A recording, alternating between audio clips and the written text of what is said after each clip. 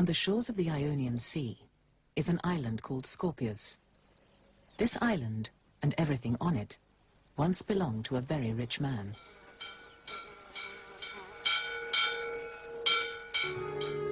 Aristotle Socrates Onassis was born probably in 1906, and not in Greece, but in Turkey.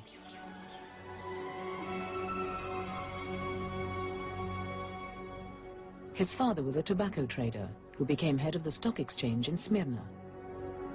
My father was a rather wealthy man, successful as a second generation.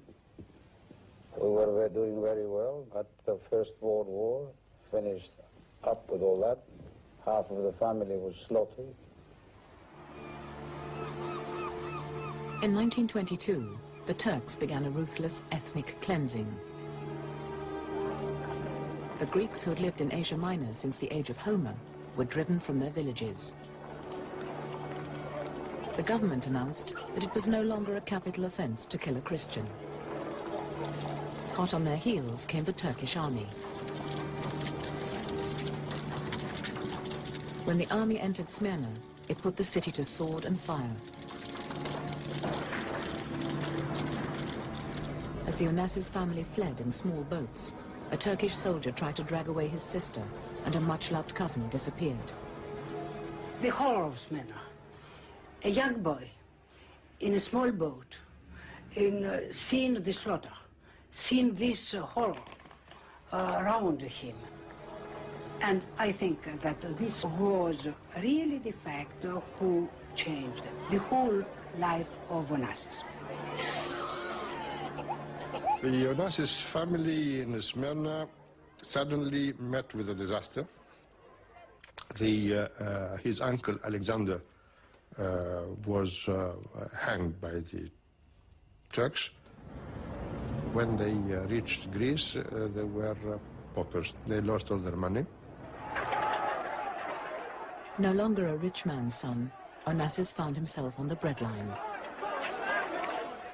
I had just finished the high school, and I was going to come to Oxford. Instead of going to Oxford, I had everything prepared, clothes and so on. I found myself in steerage immigrating to the Argentine.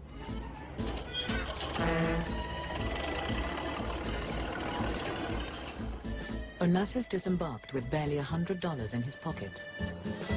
Over the next few years, he was going to do rather well in Buenos Aires. He reached Argentina together with his cousin Nicholas Cornelides. They were extremely poor at the time. They had to share the same room, one bed. One had to work in the daytime, and the other had to work in the nighttime, because they couldn't stay together in that little room on the same bed and sleep together. So Onassis has chosen to work night shifts in a telephone company. Working nights allowed Onassis to spend his days at a fancy yacht club, meeting the right people. There wasn't much work on the midnight shift, so Onassis practiced his foreign languages by listening in on international phone conversations. And this was how he spotted his first big business opportunity. In Argentina, as elsewhere, women were swooning over the smoldering good looks of a film star called Rudolph Valentino.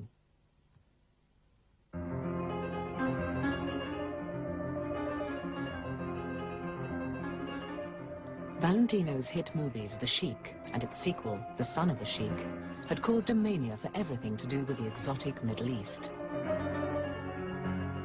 Onassis found a way to cash in on the craze.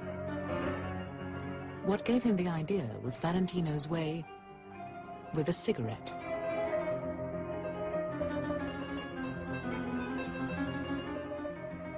So Onassis created his own brand of cigarette. He imported Turkish tobacco and targeted the female market.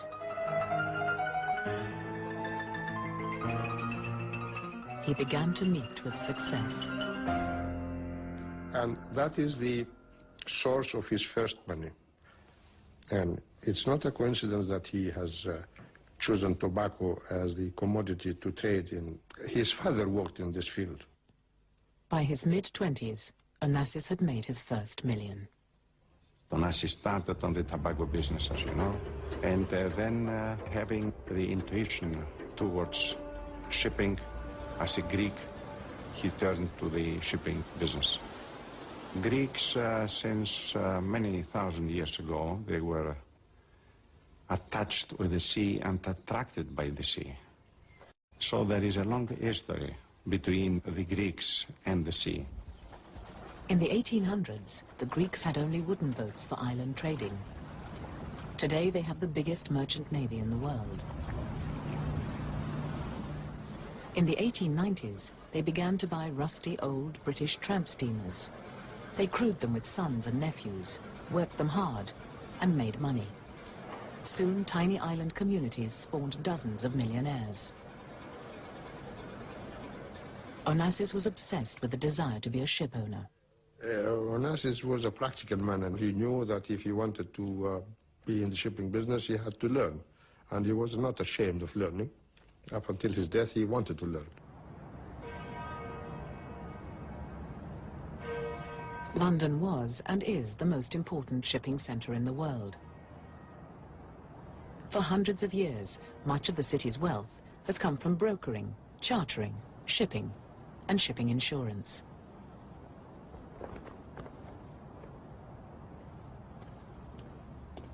Onassis had already made enough money to maintain a permanent suite at the Savoy. But now he was about to start all over again. He worked grueling hours in a small backroom shipping office.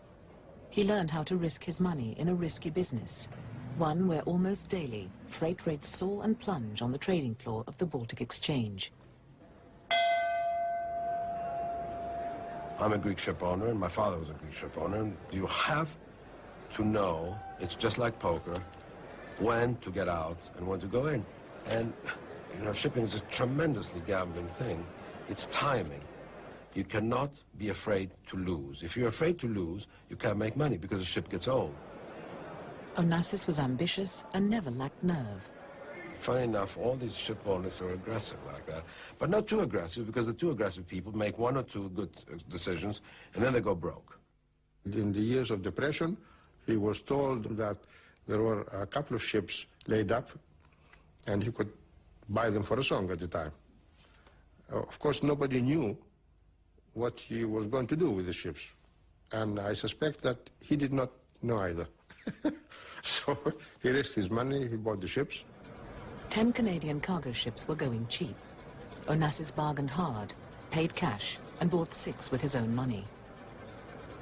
With world shipping in the doldrums, he was taking a serious risk. But he had timed it right. The world depression eased, and before long he was getting a handsome return on his investment.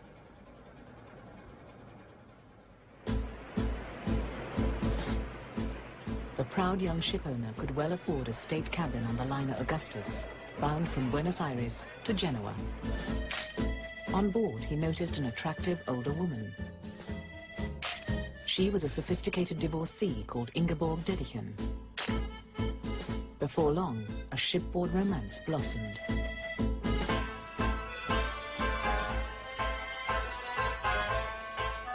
In all his serious love affairs, Onassis was attracted to strong, independent women.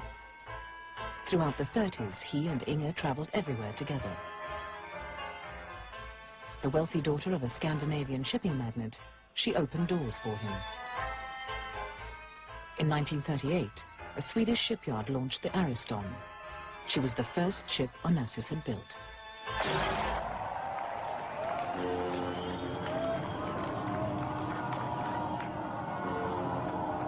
Well, Onassis was a man who could foresee a lot of things, and he was always looking ahead of his times. He was the first one who started building larger and larger tankers, because he believed that the larger the tanker is, the more economical it is. Ariston means best in Greek. At 15,000 tons, she was also the biggest tanker afloat. Onassis, who saw that oil was the fuel of the future, ordered 2 more like her.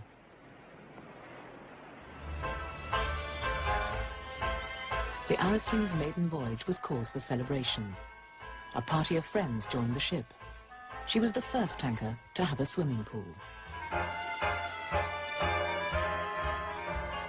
But the Second World War caught Onassis by surprise. In April 1940, an invasion fleet sailed from Germany.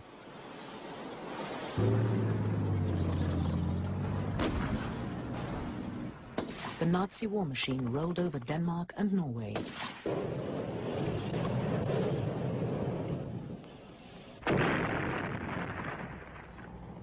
Anxious to avoid the same fate, Sweden declared itself neutral and impounded the ships of combatant nations. Onassis's 3 new ships were moored in Swedish docks for the rest of the war.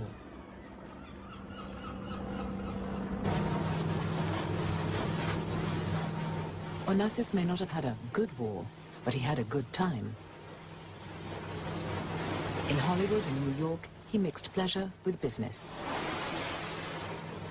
He relaxed with Stavros Niarchos, a fellow self-made Greek millionaire, who shared his love of ships and women. Onassis said, "I approach every woman as a potential mistress." If you walked into a room and you didn't know who he was, you'd still pay attention to him. And I noticed that, because a lot of people look like Onassis in Greece. Half the population looks like Onassis. He was short, ugly, but he, he had far more presence than a lot of far, far better looking men that I've met. He wasn't awed by women, and of course he was extremely generous. And the moment a woman would express any desire, he'd say, well, you can have it, like that. So it was easy, and I mean, he got, after all, some pretty famous women. And he knew how to handle them very well, and flatter them. He was a great flatterer. Onassis did not want a movie star for a wife, but a Greek girl from a good family. Tina and Eugenie Livanos were the daughters of a great shipping magnate and highly marriageable. I don't say that he married Tina because she was a girl of a rich family. But it's very interesting to notice that the marriage of 2 fortunes makes a bigger fortune. He was 40 when he married Tina. By way of a dowry, his father-in-law gave him a ship. But Onassis had earned his place at the top table. Despite German U-boats, he made money in the war.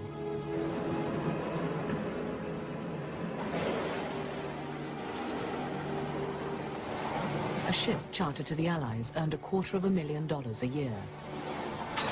450 Greek merchant ships took part in the war. 360 were sunk. Only Onassis never lost a ship or a sailor. But would his luck hold when the war was over? It wasn't as easy to make money after World War II as people suppose. The reason why a lot of people made money was because they took tremendous chances, because they knew they were visionaries. They knew that America had to rebuild the world. How do you rebuild the world? Not by train, but by ship. At the end of the war, non-US citizens were forbidden to buy American Liberty ships. But with a clever lawyer and a dummy corporation, Onassis snapped up 16 Liberty ships and 4 surplus tankers. In the winter fuel crisis of 1947, his ready-made fleet made big money. Well, of course, Onassis was not a saint. Onassis would look into the deals, find out whether there are loopholes, take his chances and go ahead. But he would never violate the law. He would be at the brink of the law. He will perform the law in his own way.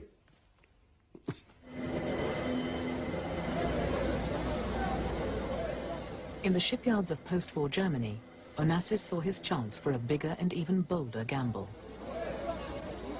Well, then he visited Germany, and he saw that it was wiped out. Nothing was there, and he asked them whether they could build for him some ships, in particular tankers. And they said that they cannot because they lacked finances. But if they had a contract for about 30 ships, then they would go to the banks and get the money and build the yard and then build the ships.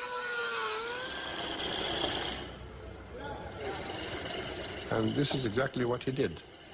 And he signed a contract for 30, if I remember correctly, 30 ships, 30 tankers. He started building tankers, which were called in those days monster tankers, which were about 46,000 tons, which today is a handy size.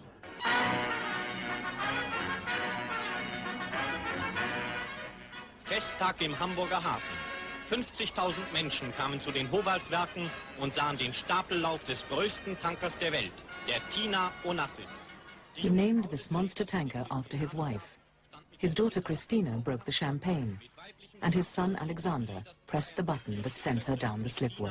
Die Taufe des stählernen Giganten. Dann kam der große... His supertanker's tonnage broke records, and the way Onassis financed them broke new ground too. He went to an oil company first and secured a contract for, let's say, 5 years. He then went and ordered a ship. The only thing he didn't bother to tell the oil company was that he didn't have the ship ready. Banks would not lend much money at the time for shipping and tankers and so forth. And he convinced them, after much persuasion, that the proper thing to do was to finance not the ship, but the contract. Stavros Niarchos was becoming his great rival. Every time Onassis added a giant tanker to his fleet, Niarchos would go one better with an even bigger ship.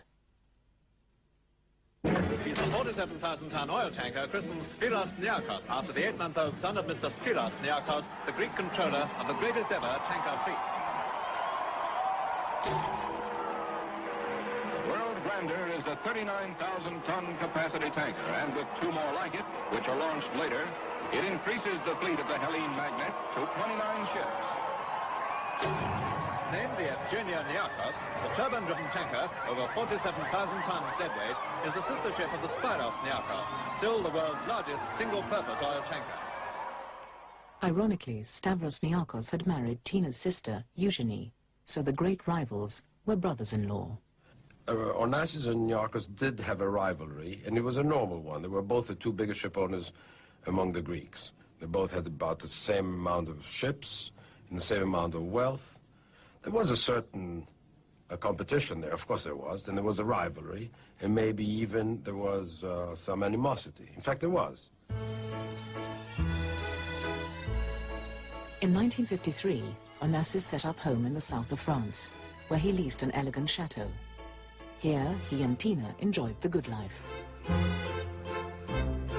He had been poor and he was now rich. He saw, you know, what small amounts of money, what pleasure it could give to people who didn't have it. As a young journalist, Alan Bryan spent 2 weeks as a guest in the chateau. He had a big dinner, and we had, first thing was caviar, which, needless to say, I'd never had. And I tasted that. Absolutely wonderful. So I ate what was put on my plate, and he was talking way at the top, and stopped and said, "Mr. Bryan," he said, "well, how'd you like your caviar? Have you had it before?" And I said, "No." And he said, "What do you think?" And I said, "I think it's the greatest thing in the world. And bring him more caviar." And it came in great spoonfuls, each, I should suppose, about, 50 quid's worth, put in the thing. So I ate away at that and drank the vodka. And then he said again, "How's the caviar? Are you still liking the caviar?" And I said, "Yes." He said, "How much more do you think you could eat, Mr. Bryan?" And I said, "All you've got." And he said, "Bring him a bowl," he said, and a huge silver bowl came in like this. And for the rest of the evening, I didn't eat anything else of the food. I just drank the vodka and ate this caviar, bits of it kind of spotting over me, And I think I even flicked a bit occasionally at sort of passing people. Anyway, he was tremendously pleased with that, you see. And pointed out to everybody, here is this man really enjoying his food and his caviar. Well, no, never come across another millionaire. Think of Howard Hughes and all these people locked away and terrified of any human contact. He was down there, he knew what it was like. By now, Onassis had bought up much of Monte Carlo. Olympic Maritime's headquarters were in an office over the casino. Tax-free Monaco made sense to a man whose ships had been among the first to fly flags of convenience from Panama and Liberia. From his office, Onassis could look down on the harbour, where his newly finished $2.5 million yacht lay at anchor. That's his yacht, Christina, down in the harbour. It was a Canadian frigate before Mr. Onassis converted it into somewhere to live. It flies a Liberian flag, although Mr. Onassis has never been there. He loved the yacht. He considered that it was his private house. He loved it so much that you could see him sometimes walking and having his hand on the balustrade and caressing the varnish and everything else. You could see that when he was doing it. Dapper's egg is the bottom of a swimming pool when lowered. It's a dance floor when raised. The staircase with marble balustrades goes round and round inside the funnel. Conditions are good on Mr. Onassis's yacht. The ship had a lot of very unusual things. One was that every cabin was named after a Greek island and had a map of that island on the door in gold, about like a quarter of an inch thick in gold. On board the yacht, the bathrooms are in marbles of many colours. Some have taps that are gilded dolphins. Mr. Onassis has made a fortune of anywhere between 100 and 200 million pounds. And he had this bar with stools round, which were lovely to look at and wonderfully soft. And he used to sit you on that and say, now think you are the most beautiful woman in the world, and do you know you are now nearest to the most beautiful and powerful penis in the world? And he said, and then they kind of go back and say, Mr. Onassis, and he said, no, I'm not speaking of myself. I am speaking of the stools. They're all made from the penis of the giant white whale. And if I don't know whether they were or not, but there were of wonderful leather that I'd never come across in my life before or since. The soft white leather that sheathed the bar stools came, in fact, from the foreskins of sperm whales. Commercial whaling was an indispensable source of hard cash for the Onassis empire. Onassis was a person who was single-minded in getting what he wanted, and he saw that the restrictions on whaling imposed by the International Whaling Commission would prevent him making as much money as he wanted, so he just went outside the law altogether.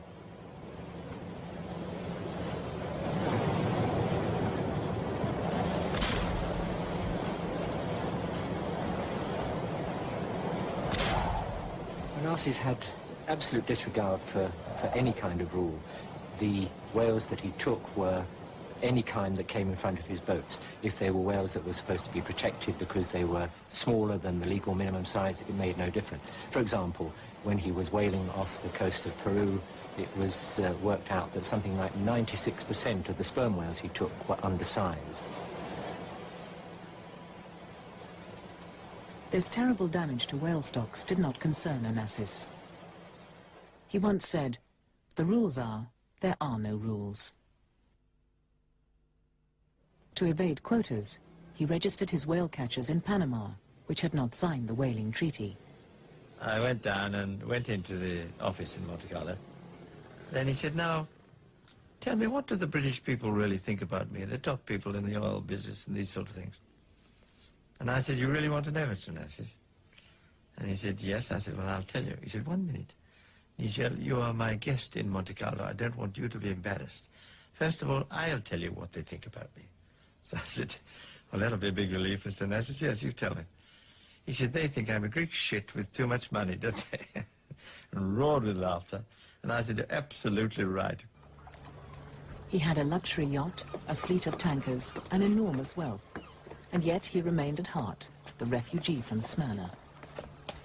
He said, "There's no point in being a rich man unless you can hang on to your money. I am a rich man everywhere. I have £1 million in every different area of the world. And South America, Southeast Asia, North America, and things." The yacht, he said, was always fueled and ready to go. If anything happened, we'd go straight off and out of the Mediterranean. When he decided which place he was going to go to, where he had $1 million in gold hidden away. And I said, well, but what are you going to do? You get there. I mean, if this is going to happen, I mean, there may be revolutions and things going. And he said, well, I have my own army. He said, they're all trained fighting men, the crew. The captain is the highest decorated German U-boat commander in the war. And he took me along, and there was one of the corridors running down the center of the ship. He pressed a button, and the panel went back. And there were all these, the latest sort of submachine guns and rocket launchers and God knows what. Even on his yacht, Onassis never stopped thinking about the next deal. Many times at the end of a day or at the end of a party or a nice dinner or whatever, when everybody else was gone to bed, and he was putting on a coat, he was going at the stern of the Christina, taking a whiskey, and sitting alone there, thinking for maybe 2 or 3 hours by himself, just thinking about his business, I presume, and his plans.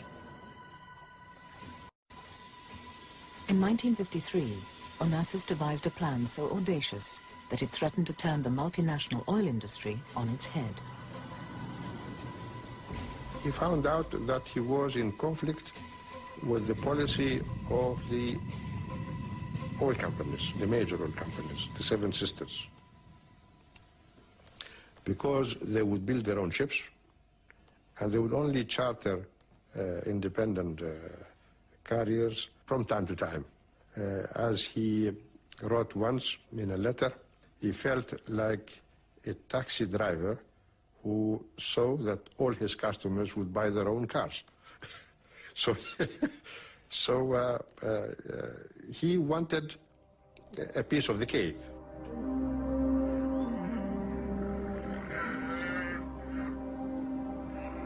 Ever since the Americans struck oil in Saudi Arabia, Aramco, the great consortium of American petroleum companies, controlled everything from drilling to refining. Onassis took an offer to the new and inexperienced king. He asked the king to let him ship an ever-increasing share of Saudi crude. In return, he promised to build a fleet of oil tankers flying the Saudi flag. The Jeddah deal would have enabled him to dictate world freight rates for oil. Had the deal of Jeddah been successful for Onassis, he would have become the richest man in the world. Because there was no limit for his profits, because he would get more and more percentages from the Saudi Arabian government. It was actually a threat to the other governments and a threat to the other ship owners. There was a secret meeting in London after the news leaked out. Onassis's great rival, Stavros Niarchos, had hired someone to scuttle the Jeddah deal. The man he met at Claridge's hotel was a high-level fixer and troubleshooter. This is the first time that Robert Aimé Mayhew has told his full story on television. They detested each other. There's no doubt that the personal element was what enhanced the enthusiasm to kill, but it was survival. No, he truly felt threatened from a business point of view. The first thing you know, if you allow this to continue, there is no market for any competitor. As a former FBI agent, Mayhew was able to place a bug on Onassis because he convinced the intelligence community that the Jeddah deal was a threat to U.S. national security.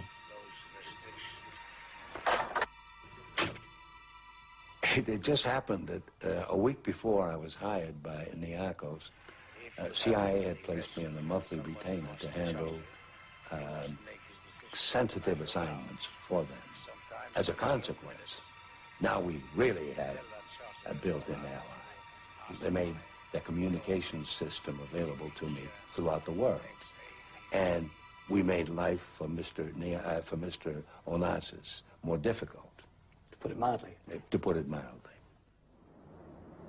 Mayhew activated his political contacts in Washington. He started at the top.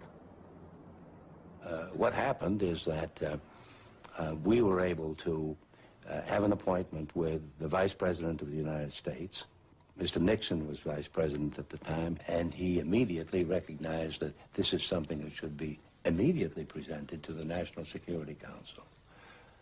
After thanking him, and on the way out, he said, if you have to kill this son of a bitch, don't do it on American shores.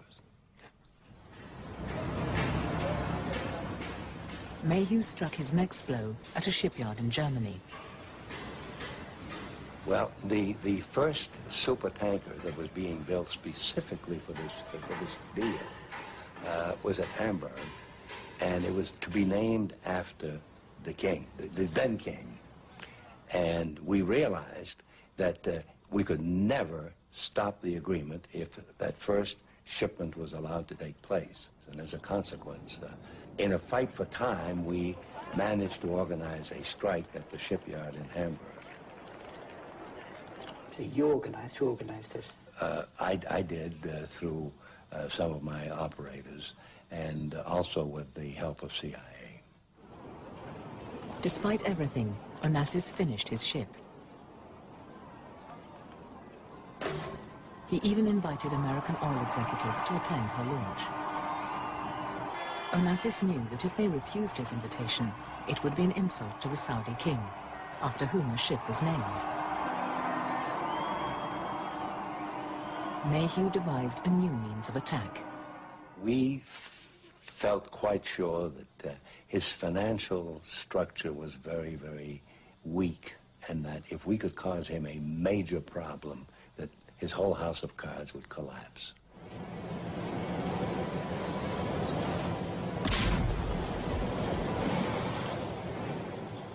We knew that his fleet had the experience of fishing in illegal waters off Peru.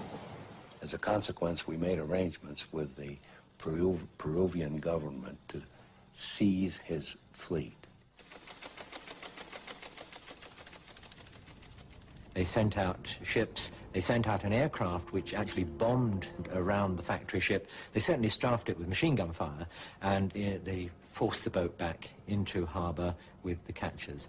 And the Peruvians were very nasty about it. They said, you're going to pay a huge fine, we want $3 million to let you go again. And the night that happened, we had a big banquet thinking that we now had killed the monster. Much to our amazement, we soon learned that he had this whole thing booked with Lloyd's of London, if you please, including his potential profit. He got $15 million in insurance money and $30,000 a day for all the time that he was out of the whaling operation. I mean, he just made an enormous amount of money out of it. So he was just laughing all the way to the bank. He came out richer than before without having to work as hard.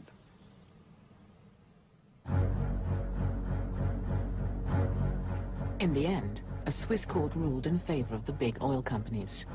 Onassis had to back off the Jeddah deal.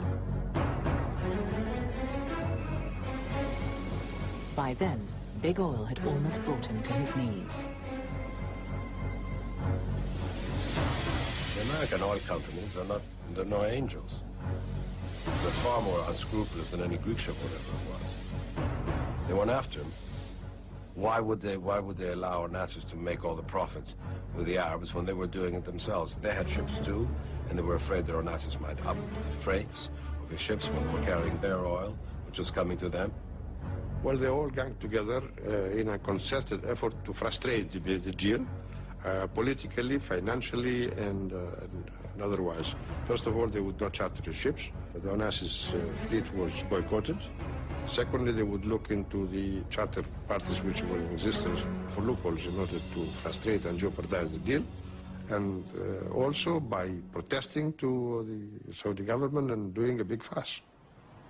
So this was a very bad situation for Onassis and his fleet, because suddenly he was obliged to lay up the highest number of his fleet.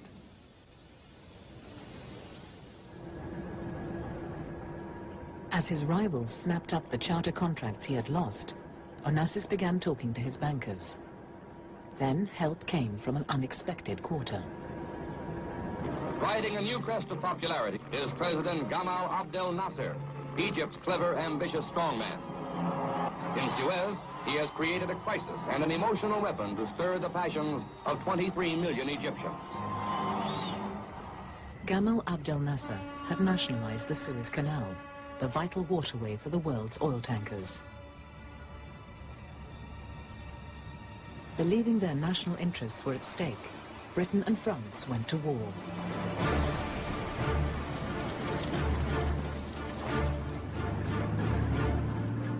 Cairo fell swiftly. Egypt's army was defeated, but the West paid a price.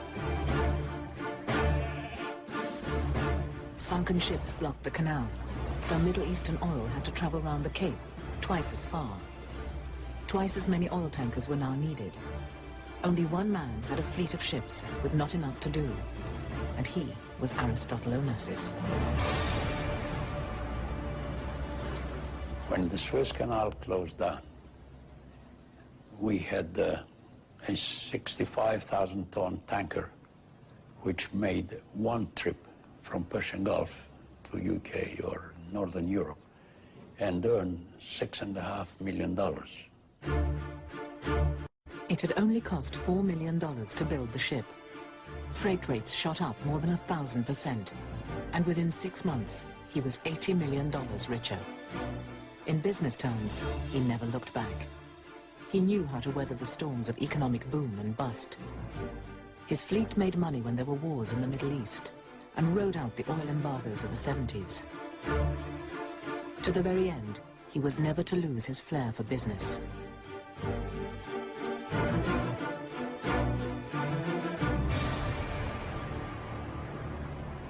Outwardly, his family life seemed ideal. His wife Tina was a celebrated society beauty. Christian Dior made doll's clothes for his daughter Christina.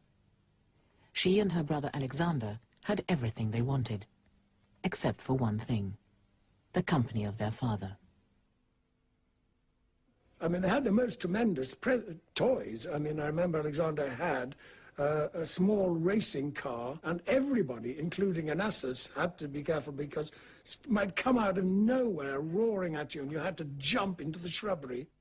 Alexander had something like 25 suits. He sort of opened the thing. This is a small boy with all these beautiful suits made for him. As with many rich people, for every present you get, you know, your father's away for another 2 days. As for his mother of his children, he loved her, but she was unfit to be Onassis's wife.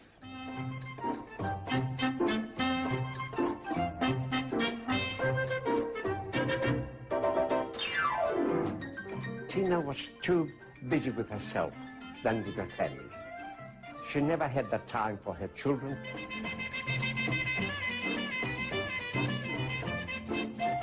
She was frivolous. She was a butterfly. His relationship with Tina was rather hard to work out. And I couldn't sleep one night, so I came down very quietly. And as I just passed the first floor, the doors were flung open, and I didn't see them, but I could see their shadows on the wall, as if on a screen, and a shadow play of some kind. And I was looking there, and there was fearful row going on in Greek. And then suddenly I saw in the shadow the small, I think he was slightly smaller than she was, but drew back a fist and hit her. Oh! And so she made this noise. So I started to go down, and I went round the next thing, and I looked again and saw the shadow. And the shadow had changed from the woman going back and the fist. And they were clasped together, and the voices were saying what obviously in Greek was, "My darling, I love you." And they melded together, and they closed the doors and went in. So I don't know, by some standards you could say that was a happy marriage. There was, however, another woman.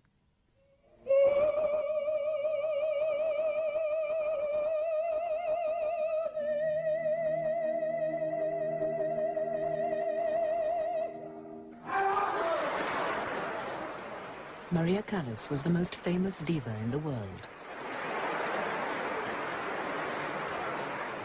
And the pulling power of this one woman on this stage definitely fascinated him.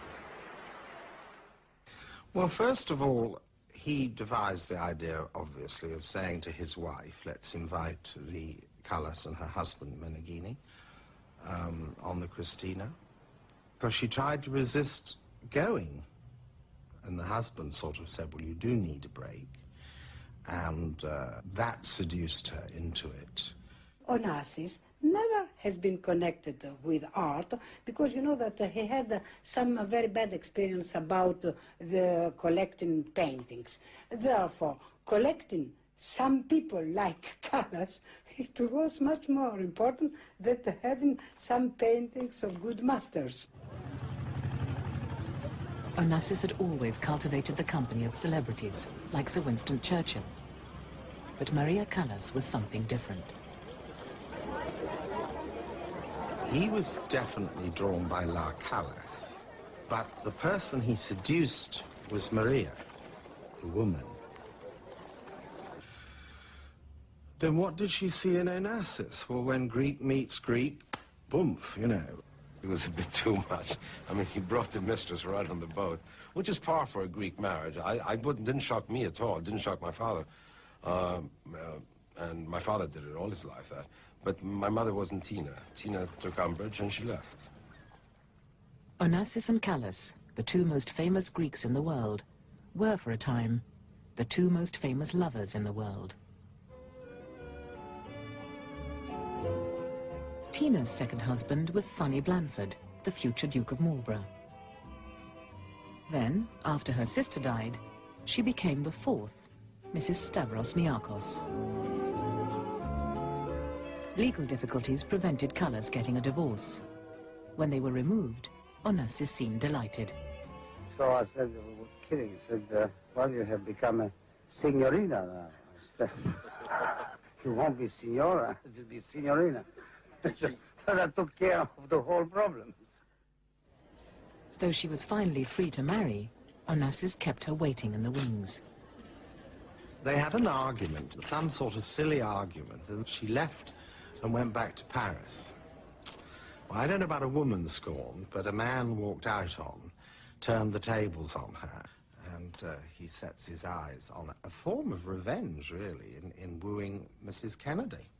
This concern to manage always to be with a lady who added something to him, perhaps is the only humility he has had in his life. When he invited her to Scorpius, rumors began to fly, and paparazzi began to swarm. Oh, it was just a rumor, and it wasn't anything close to news. But we knew that Jackie and Ted Kennedy were invited on Onassis' yacht at Scorpios, and that a bouzouki group with a friend of mine, a singer called Yannis Poulopoulos, was invited to entertain the guests at the time. So I thought I would force my way into the group, pretend to be a guitar player, which I wasn't, put a Minox camera behind the chords of the guitar and hope to a scoop. Well, Jackie loved the party. I mean, she was ecstatic with the music, so when the music started to play and the people started to sing, she got up and she wanted to dance. And she attempted to throw a plate on the floor, and she picked the most expensive dinner plate. Onassis grabbed it in midair, called Dionysi, who was in charge of entertainment, said, bring the cheap plates out, Dionysi. And she kept breaking plates all night long. It was about 4 o'clock in the morning, and Jackie was long gone. Onassis had been drinking with the group and singing songs with the group. And then he looked at his watch and he said, fellas, I'll have to say goodnight. Gotta go down and take care of my wife. And that was the exact quote that I was expecting from him, because I knew from his friends that he was referring to Jackie as his wife, and the whole thing had been arranged. One day, he told the island's priest to prepare his chapel for an unexpected wedding.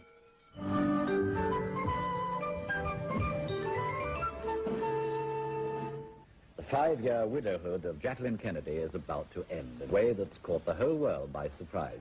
We look at the two people whose private lives have been public property for so long. The news made headlines everywhere. The world's press came to Scorpius and kept on coming. They had been tipped off that Jackie Kennedy was on the yacht Christina. The crew fended them off, but the paparazzi wanted pictures.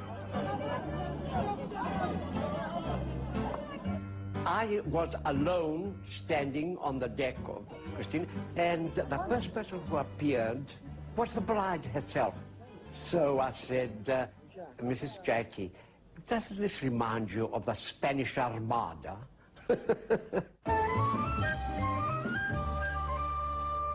The woman who was married to the most powerful statesman in the world has now chosen to marry one of the richest men in the world. Mrs. Jacqueline Kennedy, America's fairy tale princess, was about to become Jackie O, wife of the shipping tycoon, Aristotle Onassis. One headline screamed, "Jackie, why?" When Onassis announced that he was marrying Jackie, there was great disappointment by the great American public, saying she's marrying the Beauty and the Beast and all those cliches. As far as I'm concerned, Onassis never hid the fact that he liked to obtain expensive objects. He had Fabergés, he had yachts, planes, he bought divas. Why not the most famous widow in the world? Her reputation took a knock. Some said she married for money. Some said he married her to buy himself much-needed respectability.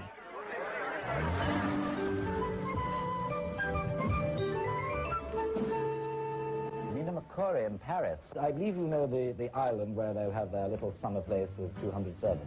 I know Onassis many, many years. What sort of man is he? How would you describe him? He's a pirate. A pirate? A pirate. I see.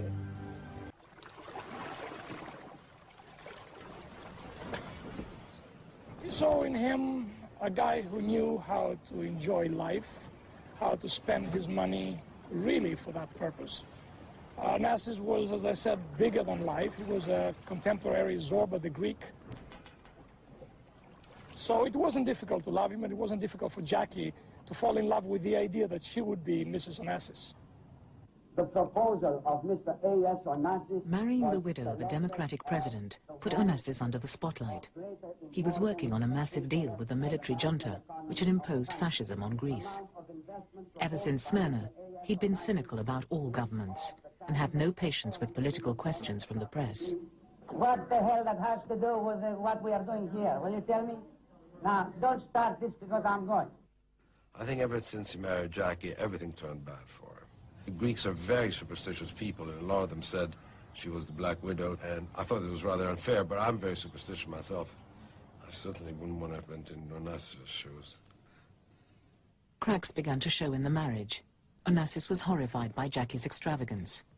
She was spending more than her monthly allowance of $30,000 on clothes. Preparing the ground for a possible divorce, he actually leaked her shopping bills to an investigative reporter. It was a perfect marriage, joked his children. He loves names, and Jackie loves money. He was a loving father, but a domineering one, who broke up Christina's first imprudent marriage. He disapproved of Alexander's love affair with an older woman. But despite this, father and son were growing closer. He was adoring Alexander. He was not loving Alexander. He was adoring Alexander, but in his own way. What brought them together was flying. Onassis owned Olympic Airways. He was the only private individual to own a national carrier. He called it his hobby, but to Alexander, flying was a vocation. Alexander was a brilliant young man,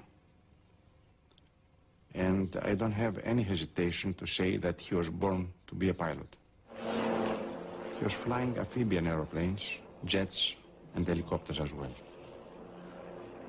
Alexander was scheduled to check out a new pilot on a January afternoon in 1973.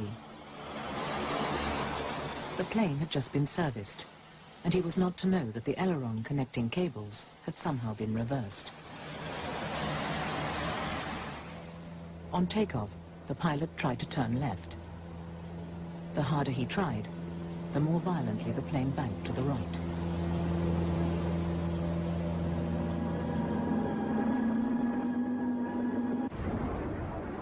Alexander was very badly injured in his head. Only his heart was working. His brain was not functioning. This was proved right from the first day. Of course, we advised his father, also his mother. And they said, is he going to live? And they said, yes, he'll live, but he won't think or be able to speak again, probably. And Daddy said, I won't have anything of it. I won't have anything of it. He must die.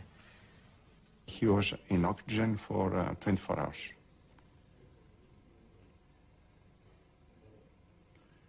And then Onassis gave his consent to cut the oxygen. It was days before Onassis could bring himself to bury his son. They brought Alexander to the little chapel on Scorpius.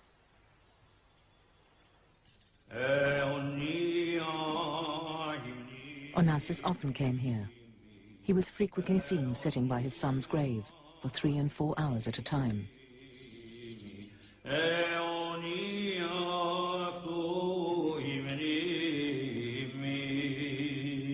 Could you tell me, sir, how you feel about this? Well, like any other human being, I'm not anything special or exceptional.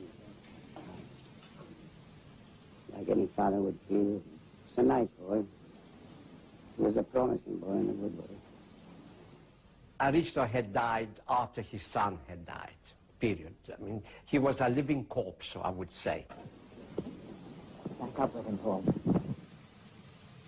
It was really, I think, the biggest shock that he had during his lifetime. It upset him very much. And, of course, later on, this awful disease, I don't know what it was that he had. And I was sitting at lunch with him one day at Claridge's, and he said, oh, Nigel, you've noticed my eyes, I think. And apparently he had to sort of stick his eyelids up to keep them open. Onassis knew he was dying when he entered hospital in Paris. His disease, myasthenia gravis, was incurable. While Jackie visited frequently, his daughter Christina hardly left his side. Jackie was with her own children in New York on March the 15th, 1975, the night he died. He had not wanted to come to the hospital. His wife and daughter had to persuade him. It was almost as if he had wished to die. His body was flown home to Greece.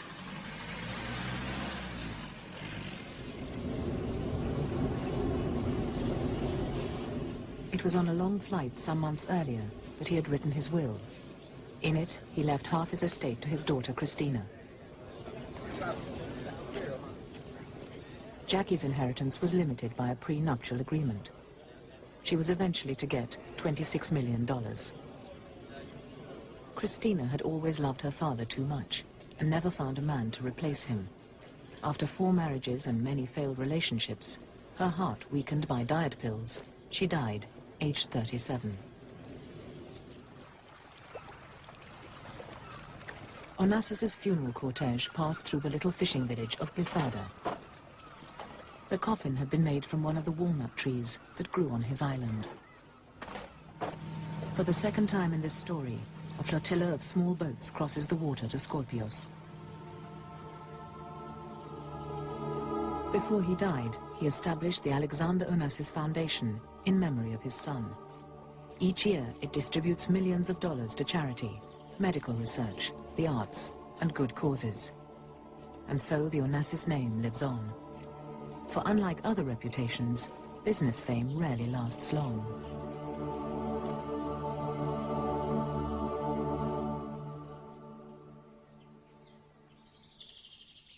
In the Greek Orthodox religion, only saints can be buried inside a church. But Onassis found a way round that. Annexes have been built on each side of the chapel, and today they enclose the tombs of his son, his daughter, and himself.